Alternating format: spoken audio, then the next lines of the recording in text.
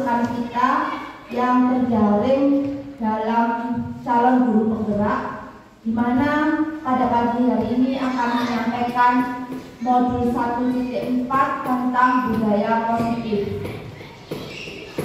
Untuk selanjutnya, terima kasih juga kepada teman-teman sekalian. Sedikit banyak Bu Isia mohon kepada rekan sekalian untuk meluangkan waktunya dalam forum ini. Semoga kegiatan ini dapat berjalan dengan lancar sesuai harapan kita semua. Selanjutnya waktu yang tepat kami persilahkan Bu. Baik, terima kasih kepada Ibu Moderator Bu Rini. Assalamualaikum warahmatullahi wabarakatuh. Selamat pagi, puji syukur kehadirat Tuhan Yang Maha Esa karena sampai pada hari ini kita dapat melakukan sharing, lebih ke sharing dengan keadaan yang sehat, dan ucapan terima kasih sebanyak-banyaknya, beribu-ribu terima kasih kepada rekan-rekan hebat saya ini yang luar biasa, senantiasa selalu memberikan support positif buat saya. Jadi perlu diketahui Bapak Ibu, modul 1.4 adalah salah satu aksi nyata dari pembelajaran yang sudah saya lalui selama kurang lebih yang sudah berjalan ini sampai dengan hari ini adalah sekitar 6 bulan. Jadi nanti saya sampai dengan bulan ke-7 berakhir untuk kegiatan pembelajaran calon guru penggerak angkatan 7. Langsung saja, modul 1.4 ini menyebarkan pemahaman dan pengalaman penerapan budaya positif yang akan kita lakukan di sekolah ataupun di kelas. Walaupun sudah kita laksanakan, tapi kita coba sharing kepada Bapak Ibu tentang apa yang sudah saya alami di pembelajaran CGP angkatan 7. Next. Selamat datang guru hebat, mari belajar bersama, berkolaborasi, saling mendukung demi mewujudkan budaya positif di sekolah tercinta di SDN Sentanan Kota Mojokerto. Next. Baik, untuk topik pembahasan hari ini ada 7 topik. Yang pertama, perubahan paradigma belajar. Kemudian yang kedua adalah disiplin positif, motivasi perilaku manusia. Keempat, kebutuhan dasar manusia. Yang kelima, posisi kontrol guru. Kemudian keyakinan kelas. Dan yang ketujuh, terkait dengan restitusi, segitiga restitusi. Lanjut. Pembelajaran paradigma baru. Pembelajaran paradigma baru merupakan pembelajaran yang berorientasi pada penguatan kompetensi, pengembangan karakter yang sesuai dengan nilai-nilai Pancasila. Dalam hal ini mewujudkan profil pelajar Pancasila. Boleh tahu profil pelajar Pancasila yang pertama? Monggo. Beriman dan bertakwa kepada Tuhan Yang Maha Esa. Kemudian nilai-nilai yang kedua seperti nilai mandiri, kolaboratif, kemudian kreatif, seperti itu. Untuk selanjutnya, pembelajaran paradigma baru memastikan praktek pembelajaran yang berpusat pada murid, yang mana setiap murid belajar sesuai dengan kebutuhan dan tahap perkembangannya. Di sini pembelajaran intrakurikuler dan ekstrakurikuler. Lanjut. Untuk tema yang kedua adalah disiplin positif. Saya akan kasih pertanyaan tematik untuk membuka tema yang kedua, yaitu disiplin positif. Boleh mic-nya salah satu. Ya. Yang pertama, hukuman yang bersifat mengancam dapat mendisiplinkan anak. Monggo, barangkali bisa kita sharing, setuju atau tidak setuju? Ya, Bu Wilujeng. Dengan pertanyaan yang pertama. Terima kasih untuk mendisiplinkan anak agar anak menjadi lebih baik. Kalau anak melakukan kesalahan, lalu kita memberi sifatnya biar anak itu menjadi lebih baik dengan memberi ancaman atau hukuman itu saya tidak setuju sekali, karena SD Sentana kali ini kan menerapkan menuju sekolah ramah anak.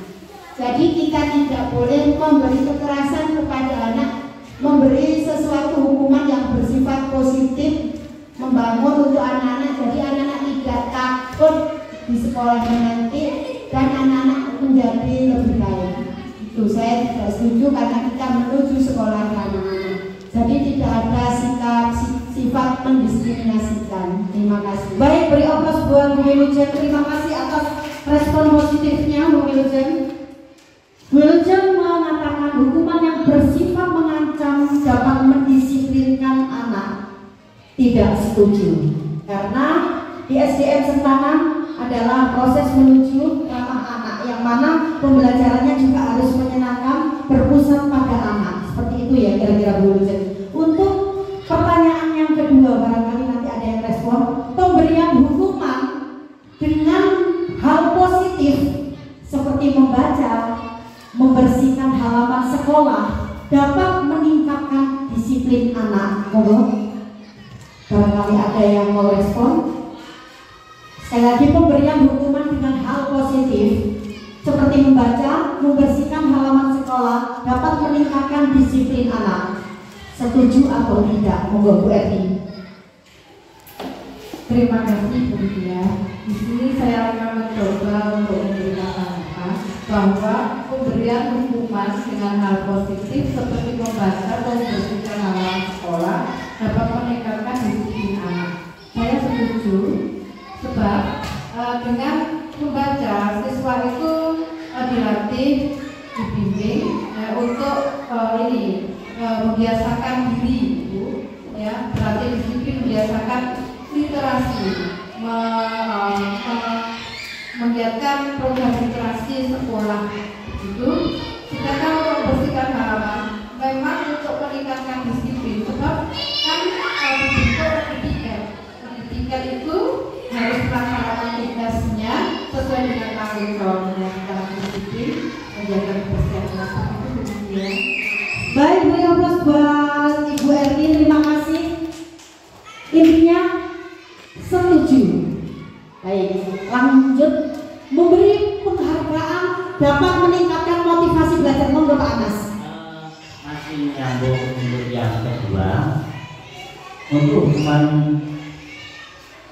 dengan hal positif seperti membaca itu tergantung penerapannya. Bagaimana penerapannya sesuai dengan kompetensi yang dipunyai anak, dan bagaimana caranya untuk bisa membaca itu tujuannya mengembangkan sesuai dengan kebutuhan anak. Tentunya sesuai dengan program pembelajaran yang ada di kelas tersebut. Sedangkan untuk membersihkan halaman sekolah dapat meningkatkan disiplin anak, apa yang dikatakan Bu Erni itu sudah betul yang tiket, tetapi di sini kalau bisa jangan di luar tiket. Ya, jadi kurang setuju saya untuk membersihkan halaman sekolah dapat meningkatkan disiplin anak, karena mungkin kurang ada keterkaitan dia dalam kebutuhan belajarnya. Kalau membaca kan memang itu alat yang paling penting dalam belajar. Tapi dalam penerapannya kita harus tahu jeda waktunya. Suatu misal, agar anak itu bisa termotivasi, mungkin ketika istirahat silakan istirahat, ketika pulang, nah itu bisa kita tahan dulu, karena kita sudah ditinggalkan oleh siswa yang lain, sedangkan anak-anak ada yang dijemput. Nah, seperti itu orang tua yang dijemput langsung tahu kekurangan ini. Jadi kerjasama orang tua dengan guru bisa terjalin. Terima kasih. Baik, terima kasih. Beri aplaus buat Pak Anas. Barangkali ada umpan balik dari teman-teman yang lainnya. Sudah cukup. Terima kasih. Lanjut. Baik, kita akan beri penjelasan sesuai dengan apa yang dipaparkan oleh psikolog parenting Sarah O'Brien Smith. Hukuman yang bersifat mengancam dapat mendisiplinkan anak. Benar apa yang sudah dipaparkan oleh Bu Yujani. Tidak setuju. Menurut psikolog tersebut, ancaman dan hukuman bukan jawaban yang tepat untuk mendisiplinkan anak. Ketika kita sibuk memberikan hukuman dan ancaman, apa yang kita lakukan itu sebenarnya hanya untuk mengendalikan perilaku anak pada saat itu saja atau bersifat sementara. Hal tersebut tentunya tidak memberikan efek jangka panjang. Next. Untuk pertanyaan yang kedua, pemberian hukuman dengan hal positif seperti membaca atau membersihkan halaman sekolah dapat meningkatkan disiplin anak. Respon atau umpan balik dari Bu Erni dan Pak Anas sama-sama benar. Disebut juga dengan istilah gentle discipline.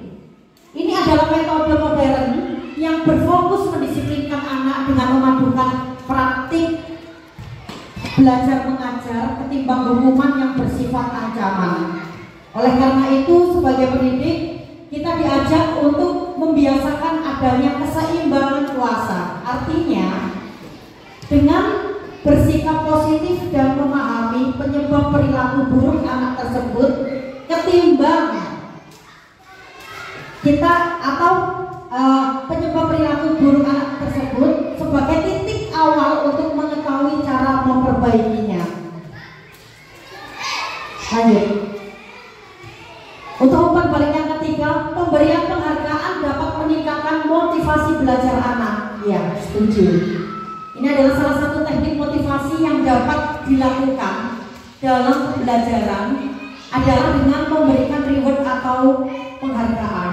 Penghargaan bertujuan untuk memberikan suatu bentuk apresiasi kepada murid yang melakukan perbuatan baik serta sebagai motivasi bagi yang lainnya. Contohnya, bentuk rewardnya verbal. Sebagai contoh adalah memberikan pujian. Pujian untuk anak-anak seperti kata-kata anak hebat, good, luar biasa, bagus, pintar. Jadi membuat teman-temannya yang lainnya bakalan termotivasi. Seperti yang sudah tadi disampaikan oleh Pak Anas sebagai pembina upacara, saya sangat mengapresiasi sekali ketika Pak Anas selalu memberikan reward. Sudah hebat kalian untuk peserta upacara, sudah hebat kalian sebagai anggota upacara ataupun yang lainnya, pemberian oplos terus menerus. Kemudian bentuk reward yang selanjutnya adalah simbol. Dalam hal ini bisa diaplikasikan ke anak-anak seperti simbol bintang penghargaan. Dinilai 100 kemudian dikasih bintang, biasanya saya seperti itu, ataupun ditaruh ditempelkan stiker di tangannya anak seperti itu. Kemudian bentuk reward selanjutnya adalah benda, hadiah-hadiah kecil seperti penghapus, pensil. Namun, nah ini juga disarankan tidak terlalu sering diberikan. Karena apa? Nanti akan anak-anak terbiasa. Saya akan melakukan kalau ada. Nah, kalau ada hadiah seperti itu.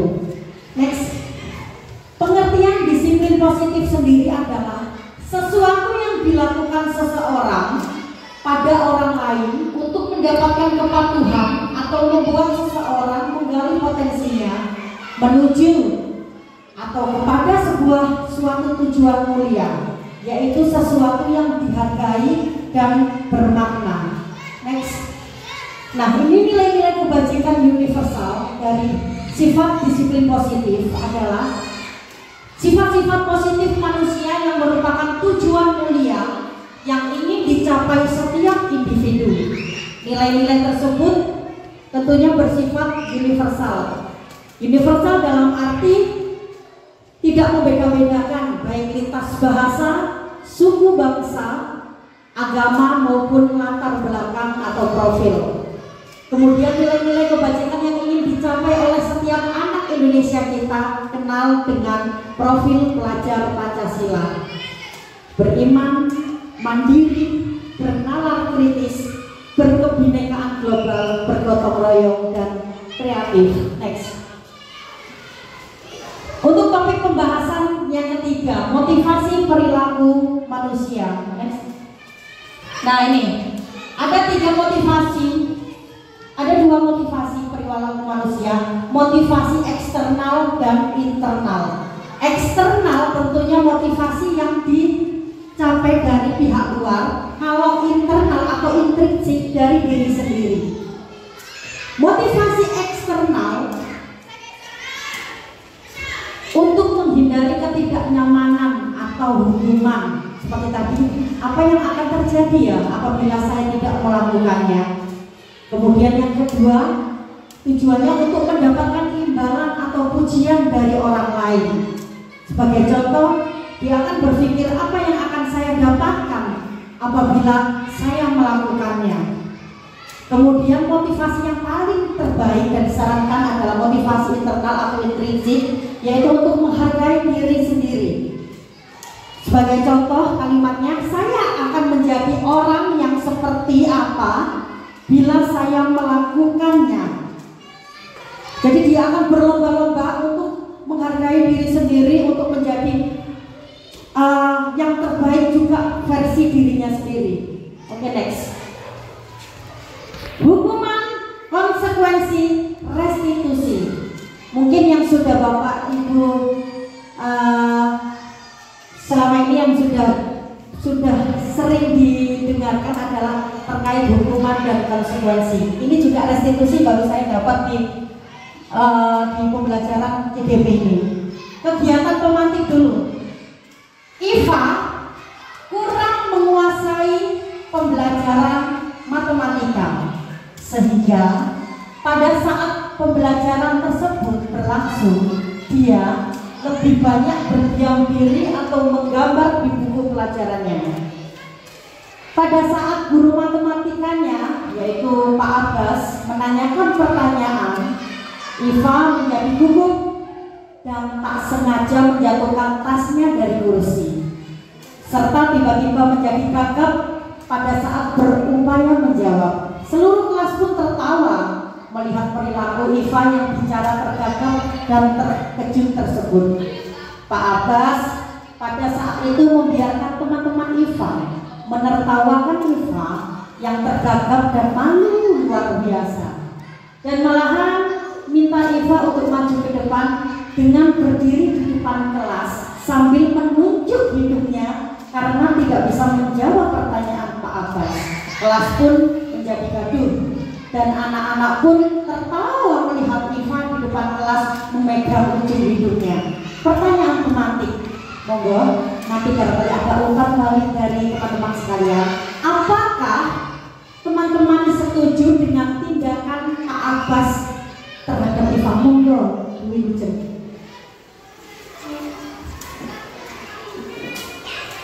Dari uraian kegiatan pemantik tadi, sikap yang dilakukan Pak Abbas sesuai apa tadi, bahwa kita adalah menuju sekolah ramah anak. Berarti dari sikap guru Pak Abbas tadi saya sangat-sangat tidak setuju, karena itu juga mendiskriminasikan anak, membuat anak menjadi kerdil, menjadi malu, tidak bisa mengembangkan bakat dan minatnya. Saya sangat tidak setuju sekali karena tidak sesuai dengan sekolah ramah anak. Terima kasih. Baik, beri ongkos buat Bu Wilujeng. Pertanyaan yang kedua atau umpan balik? Kasih yang pertama, monggo Pak. Jawaban sangat tidak setuju karena dari satu kelas yang membahayakan satu teman yang tadi tidak bisa, dan apa segera tidak membiarkan seluruh siswa gaduh untuk membedakan satu siswa yang tidak bisa tadi, sehingga membuat satu nanti berjalan. Baik, terima kasih buat Muhammad Syafi'i. Ya, gimana? Masih umpan balik yang pertama Pak? Monggo. Amin. Terima kasih. Saya akan menanggapi respon kedua teman saya. Sebetulnya guru itu lebih bijak kalau mengajarkan mulai dini menghargai. Jadi walaupun si Iva tadi tidak bisa, ya diarahkan ya sedini mungkin bisa menghargai upaya guru untuk mengertikan memahamkan tentang materi yang ada. Kebiasaan di kelas 6 biasanya yang penting kamu mau fokus, tidak istilahnya tidak meremehkan keterangan yang diberikan oleh keluarga kita di kelas 6. Itu sudah kamu anak yang baik berkarakter Pancasila. Jadi boleh, namun guru harus mengajarkan tindakan menghargai dulu. Sebab kalau dibiarkan hal seperti itu, anak-anak kemampuannya unik. Ya, di pelajaran satu dia bisa, pelajaran lain dia tidak bisa. Biasanya responnya adalah dia mencari kesibukan yang lain. Nah, untuk itu dia akan belajar di lingkungannya, maka harus belajar menghargai. Kalau kamu nggak bisa, tidak apa-apa, karena kamu perlu proses-proses tertentu sehingga kamu mereka bisa agak paham dan menyenangkan kalau kamu tuh tetap mendengarkan menghargai kita bermain sendiri. Terima kasih, itu biasa yang sudah saya terapkan di kelas saya, dan saya memberikan nilai KKM ketika anak-anak itu fokus. Tetapi sekalinya kalau tidak fokus, biasanya seperti itu. Ya, saya panggil apa yang sudah saya terangkan, kamu sudah paham. Nah, ternyata kalau nggak paham, nah hal itu tidak boleh diterapkan main sendiri ya. Lebih baik kamu mendengarkan saja, pasti kamu lebih baik. Terima kasih. Baik, terima kasih untuk Pak Anas, beri aplaus buat Pak Anas. Terima kasih ketiga guru hebat yang sudah merespon atau memberikan umpan balik terhadap pertanyaan pematik yang pertama. Pertanyaan pematik yang kedua, menurut Anda tindakan Pak Abbas terhadap Iva adalah sebuah hukuman atau konsekuensi? Berikan alasannya. Monggo, Bu Wilujeng akan berdiskusi. Terima kasih. Menurut saya pertanyaan nomor 2, sikap Pak Abbas itu hukuman, konsekuensi atau restitusi. Sepengetahuan saya, kalau konsekuensi itu suatu hukuman yang dilakukan dengan kesepakatan. Misalkan anak-anak kalau besok tidak mengerjakan PR, berarti apa ya? Apa bawa permen, apa seperti itu. Itu kalau konsekuensi. Kalau restitusi itu juga sama dengan pemilihan alternatif. Ini Bu Guru mempunyai sikap seperti mempunyai alternatif seperti ini. Besok kalau kamu tidak melanggar PR, ABCD itu diterangkan ke anak-anak. Kalau seperti uraian kegiatan pematik seperti yang dijabarkan di media tadi, saya kira itu merupakan hukuman, tidak konsekuensi, tidak kesepakatan dengan anak-anak. Mungkin itu Bu Dia. Terima kasih. Baik, terima kasih Bu Wilujeng. Sekali lagi beri aplaus buat Bu Wilujeng. Ada umpan balik selanjutnya? Sudah ya? Oke. Menurut Bu Wilujeng, untuk pertanyaan pematik yang kedua adalah itu merupakan hukuman karena menurut Bu Wilujeng hanya dilakukan satu arah, tidak ada kesepakatan antara pihak guru dengan anak sebelumnya. Kemudian yang kedua, anak menjadi minder atau insecure tentunya. Oke, next. Nah, ini perbedaan antara hukuman, konsekuensi, dan restitusi. Terima kasih buat Bu Wilujeng, tadi sudah cukup bagus sekali memberikan pemaparan tentang hukuman, konsekuensi, dan restitusi. Kita ulas kembali. Hukuman bersifat tidak terencana atau tiba-tiba. Anak atau murid tidak tahu apa yang akan terjadi dan apa yang akan dilibatkan pada mereka. Hukuman bersifat satu arah dari pihak guru yang memberikan, dan murid hanya menerima suatu hukuman tanpa melalui suatu kesepakatan atau pengarahan dari pihak guru, baik sebelum atau sesudahnya. Hukuman yang diberikan bisa berupa fisik maupun psikis. Murid disakiti oleh suatu perbuatan ataupun kata-kata. Ini adalah contoh konsep disiplin yang gagal. Untuk selanjutnya, konsep Konsekuensi bersifat terencana atau sudah disepakati dan disetujui oleh kedua belah pihak, yaitu dari murid ataupun guru. Biasanya ini terkait keyakinan kelas, peraturan. Kemudian umumnya bentuk-bentuk konsekuensi dibuat oleh pihak guru atau sekolah dan murid sudah mengetahui sebelumnya konsekuensi yang akan diterima bila ada pelanggaran. Pada biasanya diberikan berdasarkan suatu data yang umumnya dapat diukur, misalnya tidak menyelesaikan tugas pada waktu yang diberikan, mengobrol dengan teman pada saat jam pembelajaran, maka konsekuensinya murid tersebut akan kehilangan waktu bermain dan harus menyelesaikan tugas karena ketertinggalannya. Ini merupakan bentuk konsep disiplin positif. Next, restitusi adalah proses menciptakan kondisi bagi murid untuk memperbaiki kesalahan mereka sehingga mereka bisa kembali pada kelompok mereka dengan karakter yang jauh lebih kuat.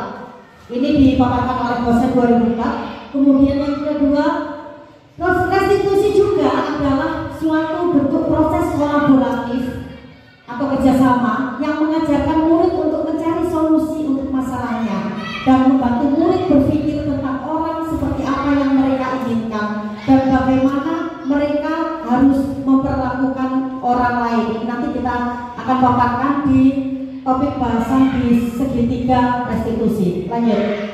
Kebutuhan dasar manusia adalah sesuatu yang dibutuhkan oleh manusia untuk mempertahankan keseimbangan fisiologis maupun psikologis yang dapat menstimulasi atau mendorong respon untuk mempertahankan integritas atau keutuhan hidup atau bertahan hidup. Kebutuhan dasar manusia ini contohnya adalah kasih sayang dan rasa diterima, penguasaan, kebebasan, kesenangan. Semua hal ini adalah suatu bentuk untuk mereka bisa survive atau bertahan hidup. Next. Topik bahasan yang kelima, restitusi ataupun 5 posisi kontrol guru. Yang pertama, posisi kontrol guru sebagai penghukum. Ciri-ciri guru tersebut biasanya bernada suara tinggi, bahasa tubuhnya matanya melotot, dan jari-jari penunjuk-nunjuk atau menghardik. Contoh kalimatnya, terlambat lagi, pasti terlambat lagi, selalu datang terlambat, kapan kamu bisa datang tepat waktu? Ini refleksinya, tanyakan kepada diri Anda, bagaimana perasaan murid Anda bila guru berbicara seperti itu pada muridnya yang datang terlambat? Akibatnya, kemungkinan murid menjadi marah dan mendendam atau bersifat agresif. Bisa jadi sesudah kembali duduk, murid tersebut akan mencoret-coret bukunya atau meja tulisnya. Lebih buruk lagi, sepulang sekolah, murid melihat kendaraan bapak ibu guru akan menggores kendaraan tersebut dengan paku. Ini sudah terjadi di sekolah saya sebelumnya dengan pengalaman guru yang sebelumnya pulang. Oke, lanjut. Membuat orang lain merasa bersalah. Posisi kontrol guru yang kedua adalah membuat orang lain merasa bersalah. Ciri-ciri guru tersebut biasanya bernada suara memelas, halus, sedih. Contoh kalimatnya, Adi, kamu ini bagaimana ya? Kamu sudah berjanji dengan ibu tidak akan terlambat lagi. Kamu kenapa ya? Senang sekali mengecewakan ibu. Ibu benar-benar kecewa sekali. Nah, ini refleksinya, tanyakan kepada diri Anda bagaimana perasaan murid Anda bila ditegur seperti cara tersebut. Tentunya akibatnya murid akan merasa bersalah telah mengecewakan gurunya. Murid akan merasa menjadi orang yang gagal dan tidak sanggup membahagiakan orang lain. Kadangkala sikap seperti ini lebih berbahaya daripada sikap menghukumkan. Apa? Karena emosi akan tertanam rapat di dalamnya. Murid menahan-nahan perasaannya, murid tertekan seperti ini yang akibatnya akan bisa meledak amarahnya dan bisa menyakiti diri sendiri ataupun orang lain pada suatu saat nanti. Next. Posisi kontrol guru sebagai teman. Ciri-ciri, nada suara ramah, terlalu akrab, dan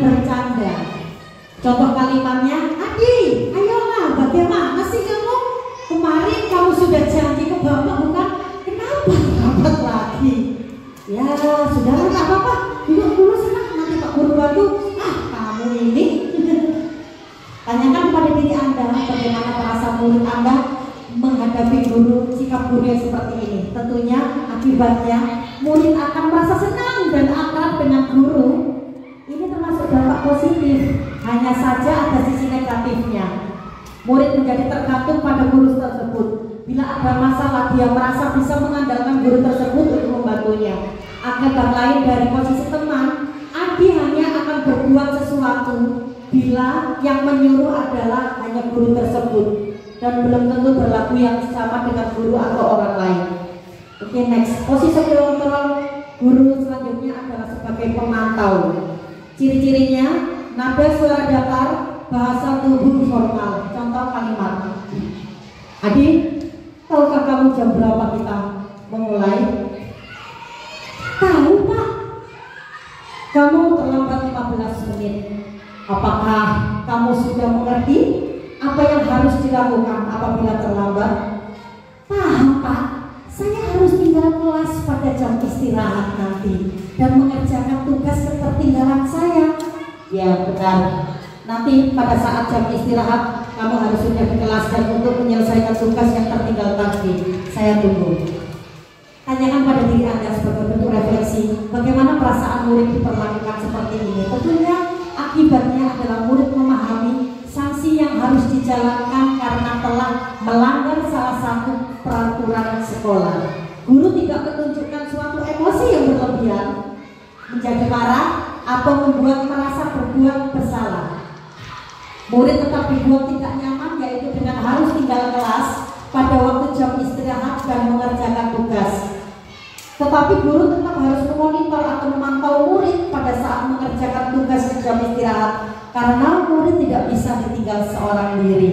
Itu posisi kontrol guru sebagai pemantau. Next, yang terakhir adalah posisi kontrol guru sebagai manajer. Ciri-cirinya nada suara tulus, bahasa tubuh tidak kaku, mendekat kepada murid. Contoh kalimat. Adi, apakah kamu mengetahui jam berapa sekolah dimulai? Tahu, Pak, jam 7. Ya, jadi kamu terlambat. Kira-kira bagaimana kamu akan memperbaiki masalah ini? Saya bisa menanyakan teman saya, Pak, untuk mengejar tugas yang tertinggal. Baik, itu bisa dilakukan. Apakah besok akan ada masalah untuk kamu agar bisa hadir tepat waktu ke sekolah? Tidak, Pak, saya akan bisa hadir tepat waktu. Baik, saya hargai usahamu untuk memperbaiki ini.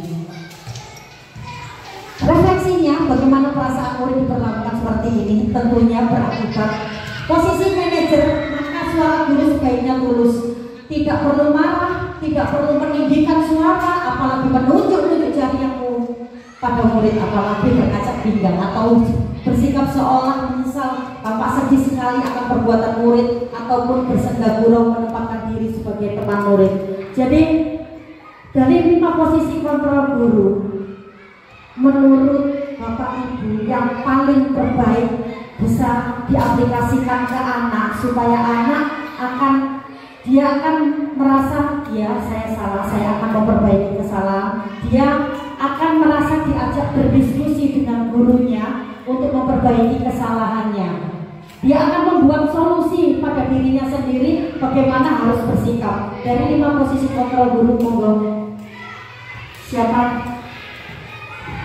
Iya, monggo.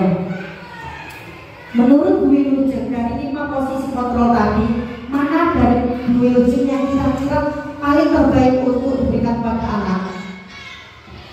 Menurut pendapat saya, dari yang dikatakan Bu Lydia tadi, saya menyetujui dengan sikap Bapak Guru yang menggunakan sikap manajer. Tetapi perlu diketahui, anak terlambat itu Bapak Guru harus tahu alasannya mengapa terlambat. Perlu ditanyakan. Kadang-kadang suatu ketika anak terlambat mungkin di rumah masih membantu ibunya yang sakit. Jadi kita anak terlambat tidak langsung diberi sanksi atau ditanya, ya nanti dikerjakan. Alasannya ditanyakan dulu. Kenapa kamu kok sampai terlambat dan segini? Ada apa tadi di rumah? Mungkin sepedanya bocor atau mungkin di rumah ada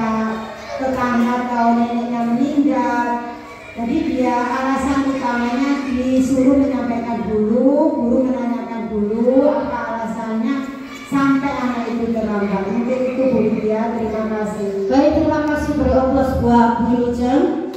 Ya, ada lagi barangkali teman-teman yang lainnya. Sudah, saya juga sepakat dengan apa yang sudah dikatakan oleh Bu Lujeng. Tetap kita harus mengetahui latar belakang anak tersebut, kenapa anak tersebut terlambat. Seperti itu. Jadi sikap kita harus menstabilkan identitas dulu, menyamakan persepsi dulu, mencari penyebab dari kesalahannya. Oke, catatan refleksinya, fokus adalah pada murid, bukan untuk membahagiakan guru atau orang tua. Murid sudah mengetahui adanya suatu masalah dan sesuatu perlu terjadi. Bila guru mengambil posisi pemantau, guru akan melihat apa sanksinya, apa peraturannya. Namun pada posisi manajer, guru mengembalikan tanggung jawab pada murid untuk mencari jalan keluar permasalahannya, tentu dengan bimbingan guru. Next. Baik, untuk topik pembahasan yang keenam adalah terkait dengan keyakinan kelas. Pembentukan keyakinan kelas, ciri-cirinya adalah yang pertama bersifat lebih abstrak daripada peraturan yang lebih rinci dan konkret. Yang kedua, berupa pernyataan secara universal.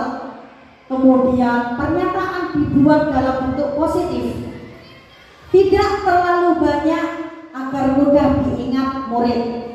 Terakhir, semua warga kelas ikut berkontribusi dalam bentuk curah pendapat. Nah, ini perbedaan antara kalimat peraturan dengan keyakinan kelas. Biasanya di peraturan kalimatnya selalu kembalikan buku ke tempatnya. Ini dikelompokkan kepada kalimat positif yang lebih universal. Keyakinan kelas, tanggung jawab. Dilarang mengganggu orang lain. Keyakinan kelasnya menghormati orang lain. Jadi kalimat dilarang, tidak boleh, itu sekarang kita coba ubah dengan hal-hal yang lebih positif di telinga anak-anak, lebih ramah di telinga anak-anak, menghormati orang lain. Hadir di sekolah 15 menit sebelum pembelajaran dimulai. Keyakinan kelas menghormati orang lain, berkomitmen. Dilarang melakukan kekerasan. Bentuk positif, kalimat positif keyakinan kelasnya keselamatan, menghormati orang lain. Itu selanjutnya sampai yang terakhir. Lanjut. Ini yang terakhir adalah tentang segitiga restitusi. Next. Dalam segitiga restitusi ada 3 tahapan yang bisa dilakukan oleh guru dan murid apabila murid tersebut melakukan kesalahan atau pelanggaran. Yang pertama adalah menstabilkan identitas. Tujuannya untuk membuat anak yang merasa gagal karena berbuat salah menjadi positif terhadap dirinya. Ini contoh-contoh perkataan dari guru. Yang pertama, berbuat salah itu hal yang manusiawi, nak. Tidak ada manusia yang sempurna. Bapak Ibu guru juga pernah berbuat salah. Kita pasti bisa menyelesaikan permasalahan ini. Bapak Ibu tidak tertarik untuk mencari tahu siapa yang benar, siapa yang salah. Tetapi Bapak Ibu lebih tertarik untuk menyelesaikan masalah ini. Kalau kamu menyalahkan dirimu sendiri terus-menerus, apakah kamu bersikap baik pada dirimu sendiri? Itu segitiga restitusi tahap yang pertama yang harus dilakukan oleh pendidik, menstabilkan identitas. Next. Yang kedua, tahapan kedua, validasi kebutuhan anak. Tujuannya membantu murid mengenali basic need atau kebutuhan dasarnya yang ingin dipenuhi ketika melakukan kesalahan itu. Pada dasarnya setiap tindakan manusia tujuannya adalah memenuhi kebutuhan dasar, apakah itu penguasaan, kebebasan, kasih sayang, dan rasa diterima, kesenangan atau bertahan hidup. Contoh kalimatnya yang bisa dikatakan oleh seorang pendidik kepada muridnya, kamu bisa saja kan melakukan hal yang lebih buruk, tapi kamu tidak melakukannya kan? Kamu pasti punya alasan mengapa melakukannya. Apa yang penting bagi kamu? Kamu boleh tetap berusaha menjaga sikap itu, tapi tambahkan sikap yang lain, yang baru, yang lebih baik. Maukah kamu belajar cara lain untuk mendapat yang kamu butuhkan tanpa harus memukul? Apakah kamu bisa melakukan dengan lebih baik besok lagi? Next.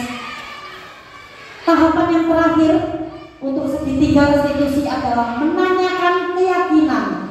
Tujuannya adalah anak menilai kesalahannya dihubungkan dengan norma sosial dan nilai-nilai yang mendasari manusia berinteraksi dengan orang lain. Contoh kalimatnya adalah, apa nilai yang kita percaya di kelas atau di sekolah ini? Nilai-nilai universal apa yang telah kita sepakati? Kelas yang ideal itu seperti apa sih, Nak? Kamu ingin jadi anak seperti apa? Apa yang kamu rasakan ketika kamu melakukan itu? Kamu menjadi orang yang seperti apa? Next. Nah, ini segitiga restitusi, mulai dari menstabilkan identitas, validasi kebutuhan, menanyakan keyakinan. Jadi di dalam identitas dikuatkan lagi bahwasanya di setiap orang pasti pernah melakukan kesalahan. Kamu bukan satu-satunya yang pernah melakukan kesalahan ini. Kemudian divalidasi kebutuhan anak. Tentu anak ini punya alasan mengapa melakukan hal ini. Adakah cara yang lebih efektif untuk mendapatkan apa yang dia butuhkan? Yang terakhir, menanyakan keyakinan. Kamu masih ingat kan atas keyakinan kelas yang sudah kita sepakati bersama? Lantas kamu ingin menjadi orang seperti apa? Oke, untuk selanjutnya adalah saya kasih video contoh dari segitiga restitusi yang sudah saya lakukan bersama anak-anak di sini.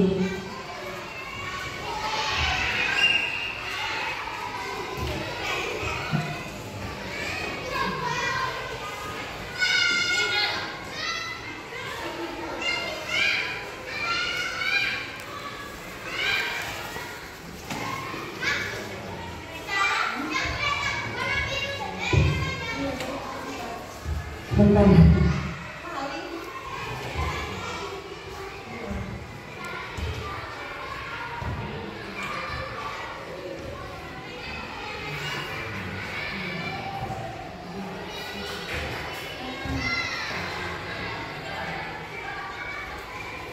Ini adalah contoh kasus yang saya lakukan bersama anak-anak. Soalnya gimana ya?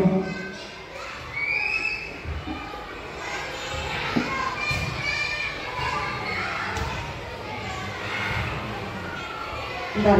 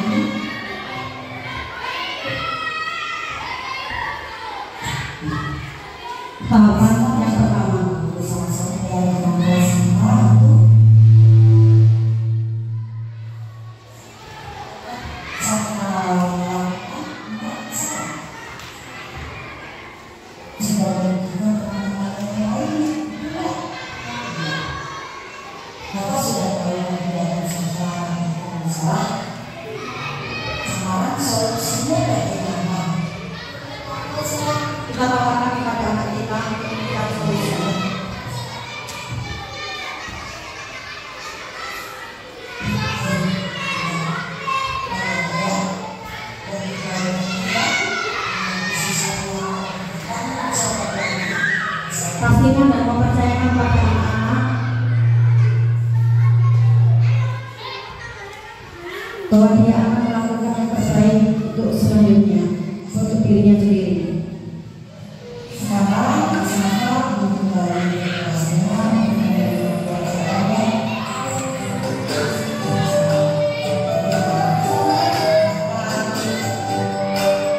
Itu kasus yang kedua. Kasus yang pertama adalah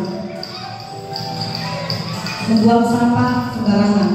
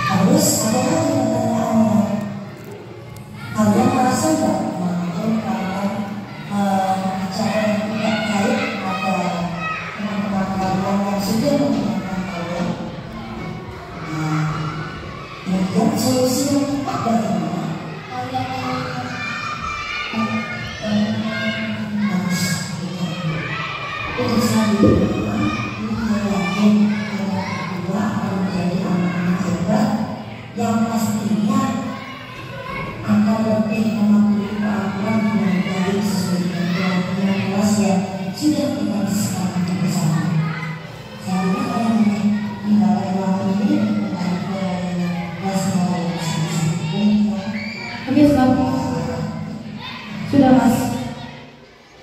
Baik, itu tadi adalah contoh untuk segitiga restitusi yang tentunya pasti sudah Bapak Ibu lakukan juga kepada anak-anak didik kita. Itu tadi sudah 7 topik pembahasan yang sudah saya paparkan. Barangkali ada umpan balik atau respon positif dari teman-teman, monggo.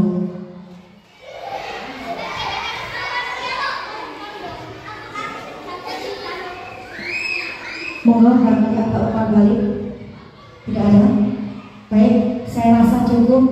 Terima kasih atas perhatian Bapak Ibu dan kesempatan yang sudah diberikan kepada saya sebagai calon guru penggerak angkatan 7. Semoga apa yang sudah saya paparkan ini bisa menginspirasi kita bersama untuk menjadi pendidik yang lebih baik, yang tentunya berpihak pada murid.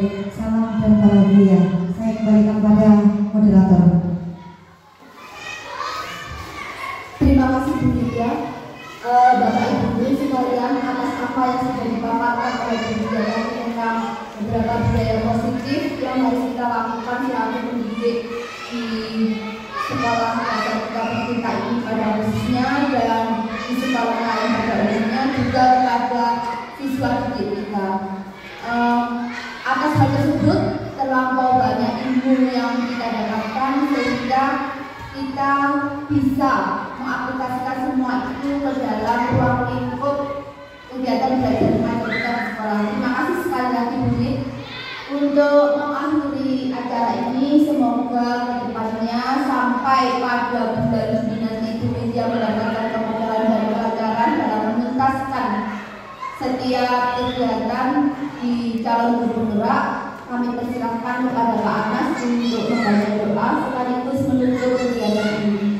Terima kasih sebelumnya. Tak ada lagi yang tak saya selaku moderator menyampaikan permohonan maaf dan sebesar-besarnya apabila ada kata-kata yang kurang berkenan di hati. Wabillahi taufiq wal hidayah. Wassalamualaikum warahmatullahi wabarakatuh.